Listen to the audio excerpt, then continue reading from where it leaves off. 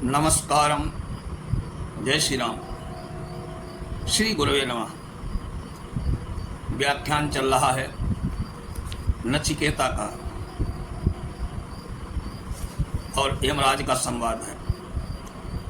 यमराज बतलाते हैं कि ब्रह्मा से लेकर स्थावर पर्यंत समस्त प्राणियों परब्रह्म परमेश्वर से ही उत्पन्न हुए, अतः जो कुछ भी है सब उन्हीं का रूप विशेष है।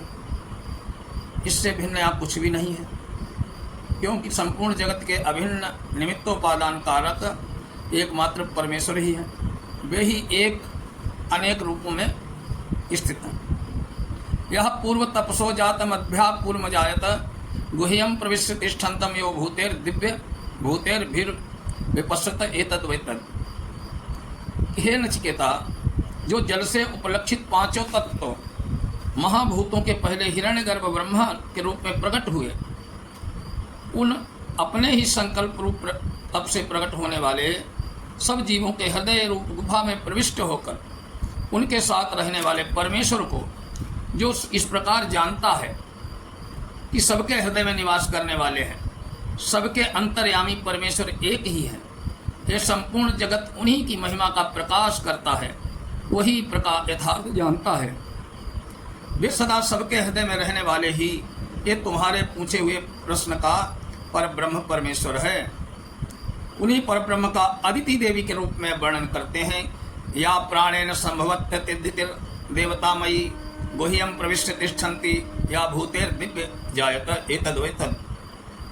जो सर्वदेवतामयी भगवती अदिति देवी पहले उस पर ब्रह्म के संकल्प से सब जगत की जीवनी शक्ति से सहित उत्पन्न होती है, तथा जो संपूर्ण प्राणियों को बीज रूप से अपने साथ लेकर प्रकट हुई थी, हृदय रूपी गुहा में प्रविष्ट होकर वही रहने वाली वो भगवती भगवान की अचिंत्य महाशक्ति भगवान से सर्वथा अभिन्न है।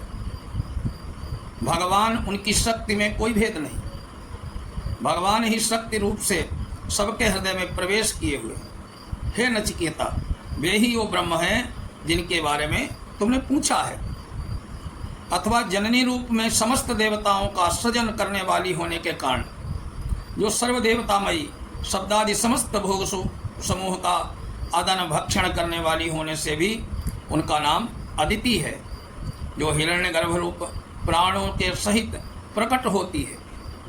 समस्त भूत प्राणियों के साथ ही जिनका प्रादुर्भाव होता है, तथा जो संपूर्ण भूत प्राणियों की हृदय गुफा में प्रविष्ट होकर वहाँ स्थित रहती है, वे परमेश्वर की महाशक्ति वस्तुतः उनका ही प्रतीक है। स्वयं परमेश्वर ही इस रूप में प्रकट उन्हें अपने को करते हैं। ये ही वो ब्रह्म है जिनके संबंध में नचिकेता तुमने पूछा है। अरण्य निहितो जात वेदा गर्भा इव शुभ्रतो गर्भिणी भी दिवे इव ईड्यो जागृभिर हविष्मद्भिर मनुष्यो भीरग्नि। जिस प्रकार गर्भिणी स्त्री के द्वारा धारण किया हुआ शुद्ध अन्न पानादि से परिपुष्ट बालक गर्भ में छिपा रहता है, उसी प्रकार जो सर्वज्ञ अग्निदेवता अधर और उत्तर अरणी उत्तर नीचे के काष्ठखंड के भीतर छिपे रहते हैं, तथा अग्नि विद्या के जानने वाले प्रयत्नशील सावधान श्रद्धालु सब प्रकार की आवश्यक सामग्रियों के द्वारा मनुष्यगण प्रतिदिन जिनकी स्तुति और आदर किया करते हैं, वे अग्निदेवता सर्वज्ञ परमेश्वर के ही प्रतीक हैं। नचिकेता, ये ही वे तुम्हारे पूछे हुए परब्रह्म हैं। यतश्चोदेति सूर्योस्तम यत्र च गच्छति तम देवा सर्वे अर्पितास्तु तदस्तु नातेति कश्चन एतद्वेतद्। जिन परमेश्वर से सूर्य रूप में प्रकट होते हैं, सूर्यदेव प्रकट होते हैं, जिनमें आप जाकर विलीन हो जाते हैं, जिनकी महिमा में ही समस्त सूर्य देवता की उदय अस्त लीला नियम पूर्वक चलती है, उन पर ब्रह्म में ही संपूर्ण देवता प्रविष्ट है। सब उन्होंने में ही ठहरे हुए हैं। ऐसा कोई भी नहीं है जो उन सर्वात्मक सर्वमय सबके आदि अंत आश्रय स्थल परमेश्वर की महिमा और व्यवस्था का उल्लंघन कर सके। सर्वतोभाव से सर्वदा सबके अधीन और उन्हीं के अनुशासन में रहते हैं। कोई भी उनकी महिमा का पार नहीं पा सकता। वे सर्वशक्तिमान पर ब्रह्म पुरुषोत्तम ही तुम्हारे पूछे हुए ब्रह्म है। यदेवेह इदमुत्र तदन्यः मृत्योः समृत्युमाप्नोति यह नानेव पश्यति। जो सर्वशक्तिमान, सर्वांतर्यामी, सर्वरूप, सबके परम कारण परब्रह्म पुरुषोत्तम यहाँ इस पृथ्वी लोक में है, वही वहाँ परलोक में देव गंधर्वादि विभिन्न अनंत लोकों में भी हैं, तथा जो वहाँ हैं वे ही यहाँ भी हैं। यही एक ही परमात्मा अखिल ब्रह्मांड में व्याप्त है, जो उन एक ही परब्रह्म की लीला से नाना नामों रूपों में प्रकाशित देखकर मोहवश उनमें नानात्व की कल्पना करता है, उसे पुनः पुनः मृत्यु लोक के अधीन होना पड़ता है। उसके जन्म मरण का चक्र सहज ही नहीं छूटता। अतः दृढ़ता पूर्वक यही समझना चाहिए कि वे ही एक ही परब्रह्म परमेश्वर अपनी अचिंत शक्ति सहित नाना रूपों में प्रकट हैं, और ये सारा जगत बाहर भीतर उन एक परमात्मा से ही व्याप्त होने के कारण उन्हीं का स्वरूप है।